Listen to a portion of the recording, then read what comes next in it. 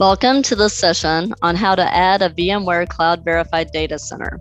After you become a VMware Cloud Verified partner, at some point in time, you may want to add additional data centers. This presentation will walk you through a simple step-by-step process of how you can do this.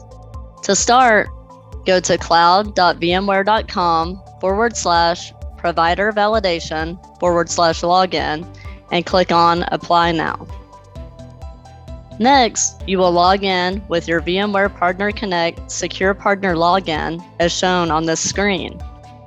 Then, you will update your profile as shown here. Next, you will click on the blue button here that looks like an eye.